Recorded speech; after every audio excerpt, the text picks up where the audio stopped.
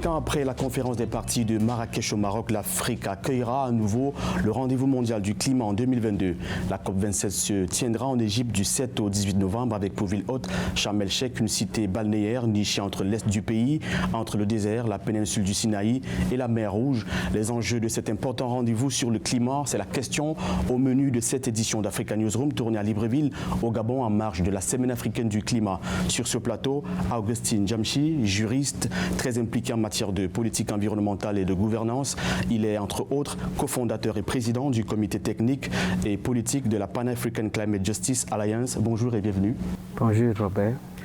Samuel Gaïdji, directeur des affaires politiques de l'UNOCA, le bureau régional des Nations Unies pour l'Afrique centrale. Ravi de vous avoir.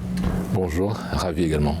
10 ans après la COP21 en France, l'Afrique attend toujours la matérialisation de l'engagement pris par les pays développés de financer à hauteur de 100 milliards de dollars par an des initiatives permettant d'atténuer le réchauffement climatique dans les pays en développement.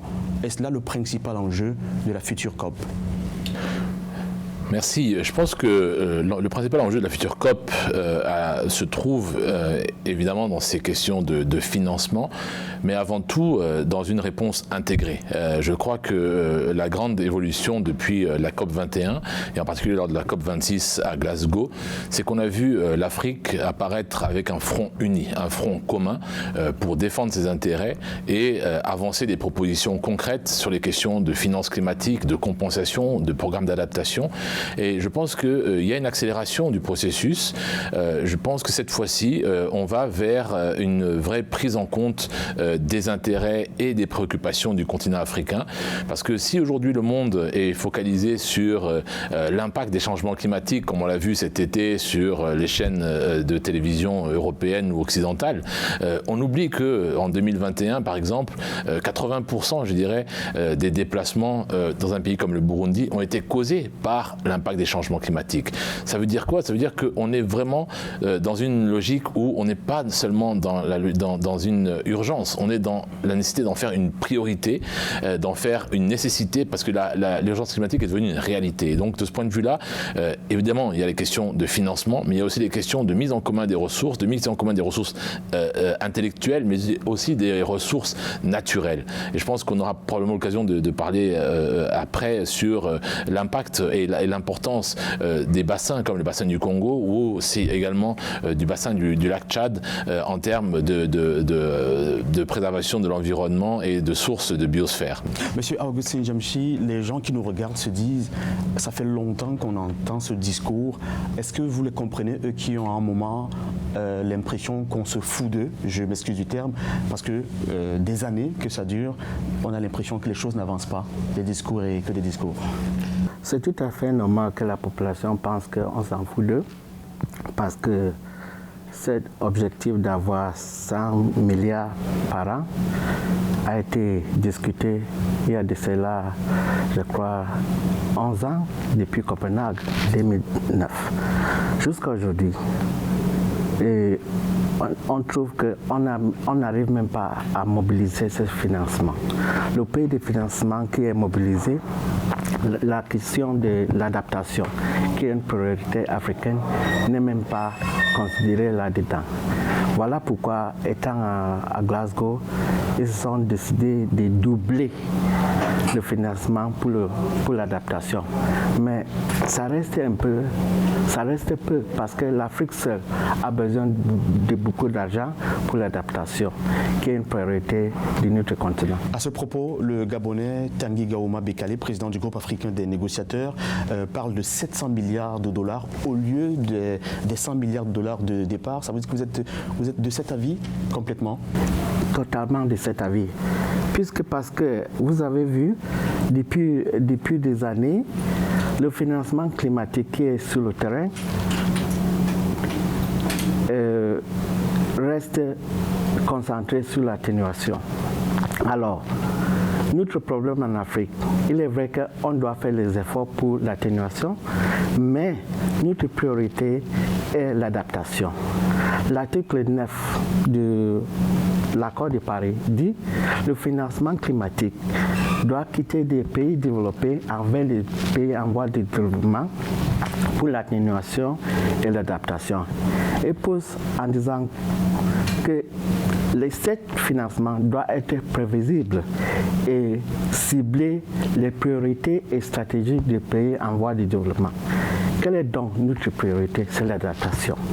Bon, vous regardez que il y a un rapport sorti par CPI qui dit le financement climatique entre 2019 et 2020, c'était 632 milliards. Dans ces 632 milliards, on a seulement eu 46 milliards pour l'adaptation. Ça veut dire quoi? Ça veut dire que l'adaptation reste l'orphelin. Donc, les pays africains ne sont pas contents parce que l'adaptation qui est notre priorité n'est pas prise en compte comme il fallait.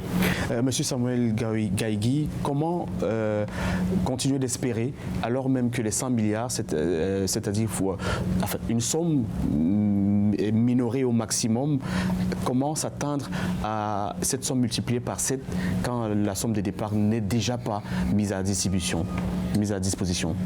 Oui, comme vous le savez, nous représentons dans l'Afrique centrale les Nations Unies et vous aurez constaté que lors de la COP 26 à Glasgow, le secrétaire général des Nations Unies, M. Antonio Guterres, a été le porte-parole, le porte-voix des pays en développement, justement sur ces questions en termes de nécessité d'accélérer la mise à disposition des ressources, comme le disait notre ami, sur la question de l'adaptation.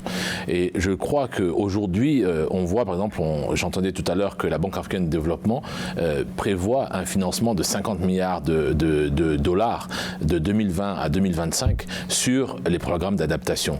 Ce qui veut dire qu'il faut espérer que les partenaires au développement verront aussi qu'il y a, puisque à chaque fois on parle de quel est le down payment quelque part, quelle est la contribution du continent. À partir du moment où le continent met une contribution de l'ordre de 50 milliards sur 5 ans, je pense qu'il est urgent pour les partenaires qui sont les plus gros pollueurs, c'est admis, d'aussi mettre quelque part la main à la poche en urgence pour accompagner ces programmes d'adaptation.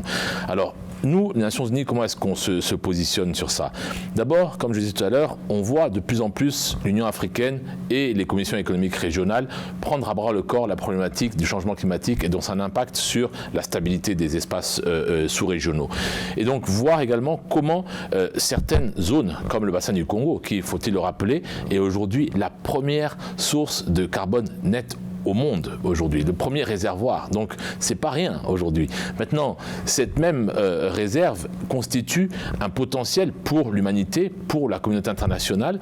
Donc, il faudrait aussi qu'il y ait une responsabilisation de tous les partenaires au développement pour que ces mesures d'adaptation, comme on le disait, soient accélérées, qu'il y ait des programmes, qu'il y ait des financements concrets, en privilégiant les populations vulnérables, mais souvent les périphéries aussi, parce que souvent, quand on parle d'impact du changement climatique, c'est les zones côtières, c'est les zones frontalières, c'est les zones où finalement, malheureusement, il n'y a pas beaucoup de couverture médiatique, mais c'est là où les gens souffrent le plus. Et donc, c'est là où il y a une complémentarité entre le travail que peuvent faire les Nations Unies, les agences de développement, pour accompagner les programmes des gouvernements dans le contexte de stratégie régionale.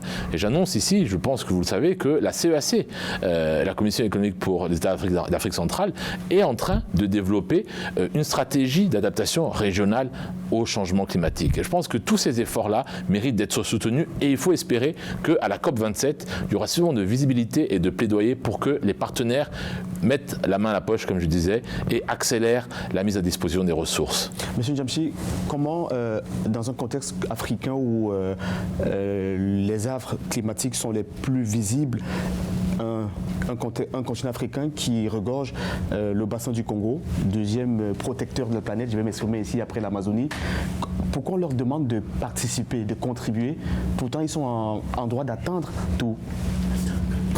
Vraiment, c'est une question qu'on devait poser parce que ce n'est pas seulement la participation à l'atténuation. Notre forêt est en train d'atténuer les effets du changement climatique ou bien éliminer les gaz à effet de serre. Mais il y a un énorme effort dans l'adaptation. Selon une publication par Tiefond, on dit en anglais, dying to adapt, mourir pour adapter. Il montre que les pays subsahariens, 11 pays, y compris le Cameroun, dépensent 5 fois leur budget pour l'adaptation que pour la santé. Ça veut dire quoi en effet? On meurt, on paye pour l'adaptation avec notre santé. Cela est injuste. Il faut regarder ça. L'effort qu'on fournit, que la nature fournit aussi, c'est-à-dire notre forêt, ne se limite pas là-bas. Les gouvernements, les États, les peuples sur le terrain souffrent. Ils s'adaptent. Ils veulent ou ne veulent pas, ils s'adaptent. Donc, ça devait être pris en compte. Voilà pourquoi nous avons baptisé le COP27 comme le COP des peuples africains, pas le COP d'Afrique. Parce qu'on a eu beaucoup de fois, quand il y a le COP en Afrique, on dit souvent COP africain. Mais à la fin de compte, ça ne reflète même pas les fardeaux des peuples africains. Nous avons décidé dans la société civile africaine pour baptiser ça le COP des peuples africains, là où ils seront sur la table des négociations pour dire ce qu'ils sont en train de faire, pour dire au bon monde ce qui souffre. Mais pas seulement la souffrance, mais les objectifs, les techniques de s'adapter qui doit être prises en compte. La COP27, la COP que M. Augustin Jamshi baptise la COP des peuples africains, sera-t-elle la bonne? On se retrouve en deuxième partie d'Africa Newsroom dans quelques minutes.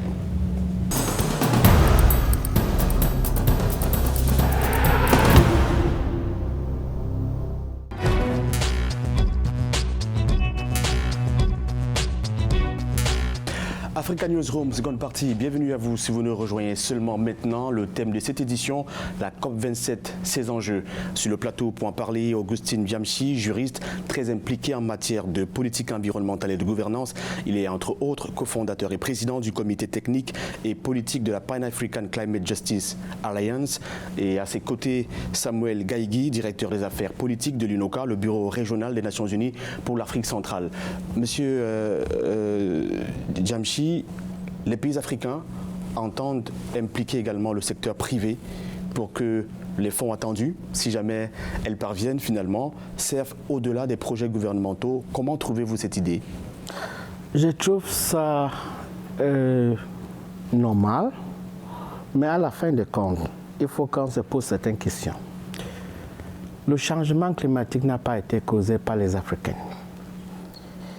Et les peuples africains, les bas peuples, ne sont pas la cause de ce problème. Je vais poser une question morale. Si vous mettez le feu sur la maison de quelqu'un, est-ce que vous devez lui faire un prêt pour reconstruire la maison? Est-ce que vous devez lui vendre l'extincteur? C'est autant de questions qu'on doit se poser. Oui, le secteur privé est vraiment important pour attirer le financement.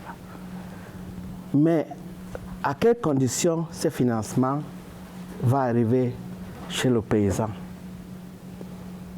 Vous le savez très bien qu'à un moment donné, les Africains devaient aussi penser autrement.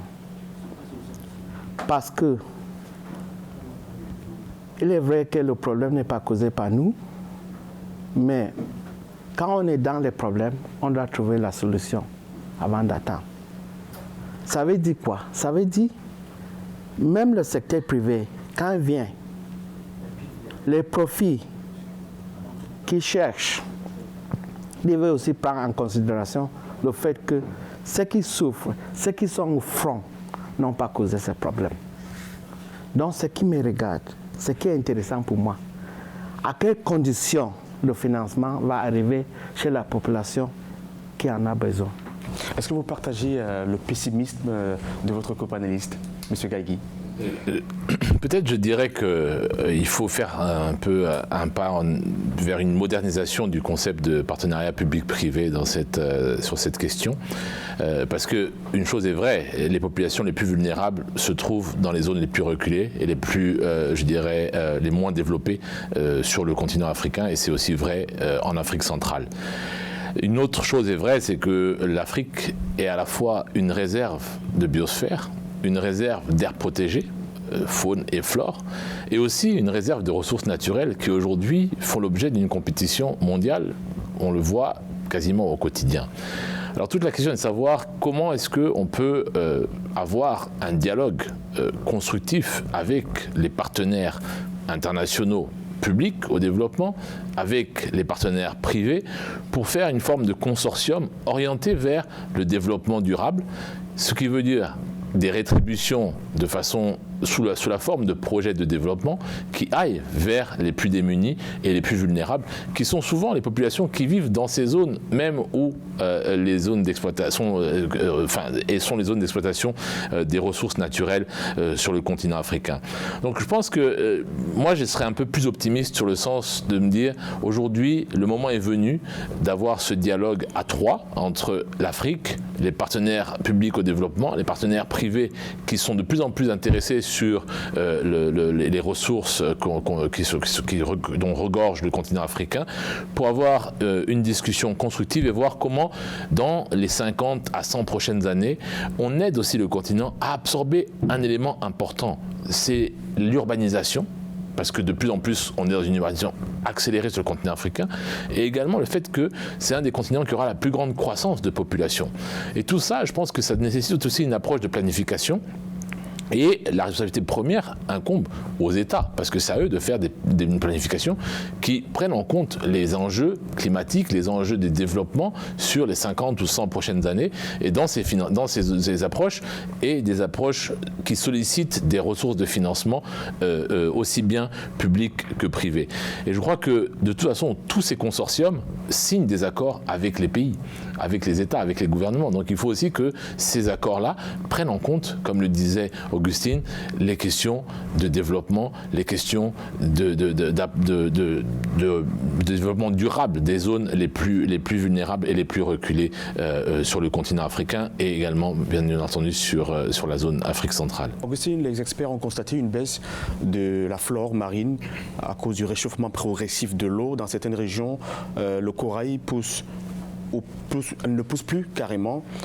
Prenons le nord de l'Égypte qui doit accueillir la prochaine COP par exemple. On a également cette photographie dans plusieurs autres parties de la planète, de l'Afrique aussi. Comment est-ce que ce cap spécifique de tout ce qui est marin peut être réglé?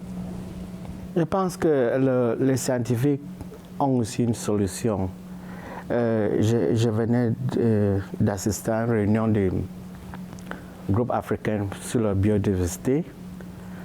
Je pense que au-delà de la science moderne qu'on en a en place, il faut aussi tirer des connaissances traditionnelles, parce qu'il y a les gens qui vivaient à côté de cet océan, les forêts, partout. Donc, une conservation participative qui prend en compte les connaissances traditionnelles, la participation effective des peuples. C'est ça qui va, n'est-ce pas, donner la solution. Mais qu'est-ce qu'on voit aujourd'hui? On voit un peuple qui a été poussé de certaines zones juste parce qu'on veut faire la conservation, et qu'on les a criminalisés, n'est-ce pas? Et à la fin de compte, on ne réussit pas à faire cette conservation de cette manière. Donc, il va falloir qu'on a cette approche de participation effective des populations pour que les gens soient, pour que ça devienne le fardeau de tout le monde. Lorsque les peuples croient à quelque chose, ils vont contribuer. Donc, je pense que malgré la science qui est là, qui propose aussi les solutions scientifiques, il faut regarder ce côté des connaissances traditionnelles, la participation effective des populations. Et je veux aussi dire que on ne peut pas participer à une décision si on n'a pas l'information. Qu'est-ce que nos gouvernements font? Est-ce qu'ils impliquent vraiment la population? Est-ce qu'ils leur donnent les informations? Parce qu'on ne peut pas rester dans les capitales en pensant qu'on va gérer les choses sur le terrain. Les réalités sont un peu différentes. Donc il faut qu'on travaille ensemble parce que cette biodiversité, c'est pour nous tous. Nous avons compris qu'on doit être en symbiose avec notre environnement. Donc je pense que la solution ne peut pas être là si la population lui-même n'est pas autour de la table des négociations. Évoquons la Grande Muraille Verte de l'Afrique, un plan ambitieux dont l'objectif est de restaurer les écosystèmes le long des frontières du Sahara. On laisse entrevoir 10 millions d'emplois dans les zones rurales d'ici 2030. Y a-t-il de quoi booster l'accélération d'ici la COP27 ou alors à l'issue de la COP27 ce projet? Je pense que la COP27 est dans quelques semaines maintenant, donc je pense qu'il faut être un peu réaliste et probablement en faire un élément qui pourrait sortir de la COP27 et être concrètement proposé à des partenaires au moment de la COP27. Mais il est évident, et je pense, je reviens sur ce que Augustine a dit très justement, en disant les communautés autochtones doivent être impliquées dans ces logiques-là. C'est une chose d'avoir des projets ambitieux, c'en est une autre de voir comment est-ce qu'ils se traduisent par des actions concrètes au niveau local. Et je pense que la réussite de la lutte contre le changement climatique, qui impacte fortement le continent africain, parce que c'est vrai, l'Afrique n'est pas un gros pollueur, mais l'Afrique est aujourd'hui une victime extrêmement affectée des changements climatiques. Cette réponse, elle passe par des initiatives au niveau local, au niveau des frontières, au niveau national et au niveau régional. Et c'est là où je voudrais un peu dire ce que nous faisons au niveau de notre bureau pour l'Afrique centrale, bureau régional, c'est de travailler sur une problématique qui regarde à l'impact de tous ces changements sur la sécurité. Parce que ce que décrivait Augustine, c'est exactement le fait que les laissés pour compte n'ont plus beaucoup d'autres solutions que de rejoindre éventuellement les groupes des groupes armés, éventuellement dans certaines zones. Donc il faut aussi prendre en compte le fait que la paupérisation, l'accélération de la périphérisation de ces communautés n'est pas non plus un atout de développement, puisque à terme, c'est des menaces qui pèsent sur le continent. Donc il faut aussi prendre cette question, l'urgence climatique est aussi une urgence sécuritaire aujourd'hui. Et de ce point de vue-là, il y a un travail évidemment à faire avec des grands programmes de développement, mais il y a aussi peut-être certaines approches sur lesquelles on devrait aussi se poser certaines questions. Quand on regarde par exemple sur les 10-20 dernières années, que ce soit sur l'Afrique de l'Ouest ou l'Afrique centrale, l'impact de la transhumance sur l'instabilité, sur l'insécurité, voilà des problématiques sur lesquelles il va falloir tôt ou tard que les États et les organisations régionales se posent des questions et voir comment accompagner l'évolution des communautés vers un développement durable, vers une cohésion aussi, parce que c'est la cohésion qui manque. Et en fin de compte, c'est en écoutant ces communautés, en essayant de les accompagner, qu'on pourra aller de l'avant. Et je termine sur l'impact que le changement climatique a eu sur les communautés côtières. Il est extrêmement fort, extrêmement grave. Et quand on regarde sur le golfe de Guinée, beaucoup de communautés ont perdu leurs ressources, les incomes. La Covid est venue aggraver cette situation, mais il n'y a plus de ressources en pêche dans certaines zones. Il n'y a plus de ressources halieutiques. Et donc, toutes ces communautés qui vivaient de ces ressources-là, il faut arriver à les réintégrer, les réinsérer dans l'espace économique, puisque souvent, c'est des communautés qui étaient très influentes dans l'informel, dans le secteur informel. Et aujourd'hui, elles se retrouvent marginalisées. Donc, je pense qu'il faut aussi tenir compte de ces éléments-là pour aider à préserver la stabilité de tous ces environnements qui, malheureusement, sont victimes de l'impact des changements climatiques. La population en attente de l'aide, en attente des réponses à leur SOS, des réponses qui ne viennent pas, et puis elles se disent peut-être il faut prendre des mesures nous-mêmes, et on a des conséquences, les rangs des groupes armés qui grossissent, entre autres, peut-être. Écoutez, vous avez parlé de Grande Muraille Verte. Oui. Je vais dire quelque chose là-dessus. Quand je disais, il faut effectivement penser à ces populations qui sont sur le terrain. Parce qu'ils ont la solution. Et il y a un vieux au Burkina Faso. Pendant 43 ans, il a fait 27 hectares de forêt en désert. C'est un exemple sur le terrain. N'est-ce pas? On aimerait voir comment le Grand Muraille Vert est en train de soutenir cette cet individu a pu faire tant, a pu faire de raison des organisations, des pays. Mais ce qu'on entend aujourd'hui, c'est les grandes conférences, là où on annonce les gros chiffres. Mais la population est en train de faire un effort. Récompensez-le, reconnaissez ce qu'ils sont en train de faire. Voilà pourquoi nous disons, le COP27, c'est le COP des peuples africains qui seront là-bas en Égypte pour montrer ce qu'ils sont en train de faire, pour que ça soit reconnu aussi et peut-être récompensé. Cela va encourager la protection de l'environnement et la vie humaine sur la Terre. Monsieur Augustin Jamchi, merci d'avoir fait le déplacement pour ce plateau. Nous rappelons à nos téléspectateurs que vous êtes cofondateur et président du comité technique et politique de la Pan-African Climate Justice Alliance. Et merci monsieur Samuel Gaïgui, directeur des affaires politiques de l'UNOCA, le bureau régional des Nations Unies pour l'Afrique centrale. Merci d'avoir accepté notre rendez-vous. Merci beaucoup. Et quant à vous, restez en compagnie des éditions d'information et de magazines sur Africa 24.